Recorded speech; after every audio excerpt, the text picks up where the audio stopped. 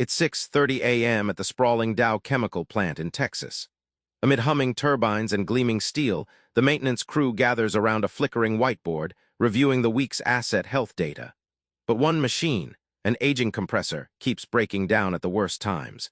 How does Dow keep multi-billion-dollar equipment reliable without breaking the bank? Stay with me, because the secret lies in a blend of science, art, and strict discipline. Just like the world Ramesh Gulati reveals in maintenance and reliability best practices. Before equipment runs smoothly, you need a master plan. Without it, maintenance is just firefighting. Here is how a structured approach transformed chaos into control. At Alcoa's aluminum plants, they used to scramble when machines failed unpredictably. By adopting a proactive maintenance blueprint inspired by Gulati's best practices, downtime dropped by 40%.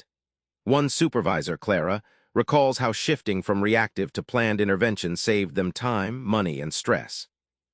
Think of your plant's reliability like your nervous system, detecting trouble before pain hits. Its sensors, data, and process all wired together.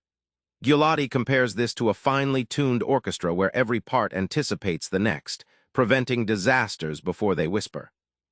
Here's the kicker. Smart maintenance cuts costs by targeting true failure points.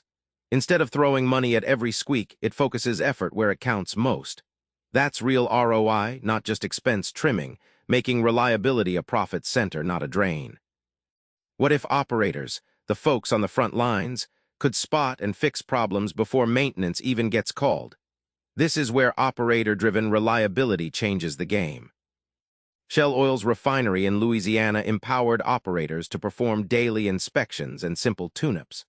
Operators like Raj started tracking minor vibrations and leaks themselves. This grassroots approach cut emergency shutdowns by 25%, proving that those closest to machines see what outsiders miss. Gulati says treating your plant equipment like your own car, not some distant, mysterious machine, is critical. Just as you'd hear a strange sound in your engine, operators learn to spot early signs, a hiss, a shimmy, that foreshadow failure. The payoff? Small daily fixes multiplied. A leak sealed by an alert operator meant no costly breakdown weeks later. This approach pushed reliability from scheduled interventions to real-time care, multiplying uptime and morale simultaneously. Standards can sound boring, but when it comes to asset reliability, ISO 55000 is a game changer. Here is how it turned compliance into competitive advantage. BASF implemented ISO 55000 across multiple plants, standardizing asset management practices worldwide. Plant manager Lucas noted how clarity in roles and processes cut asset downtime by 15%, proving standards aren't bureaucracy. They're frameworks for consistency and success. Gulati dives deep into corrosion control, the invisible enemy eating away assets silently but relentlessly. He likens it to rust invading your favorite bike frame. If ignored, the whole structure fails. Targeted corrosion management extends asset life immensely. Risk management, as Gulati presents it, is your safety net catching hidden failure triggers. Like an airbag in your reliability car, it cushions surprises from supply issues to unexpected wear, turning potential disasters into manageable events. Remember that compressor at Dow Chemical, the one breaking down at the worst moment? The approach Ramesh Gulati lays out, strategic planning, operator empowerment, and strict asset management standards, turned that nightmare machine into a reliability rock star.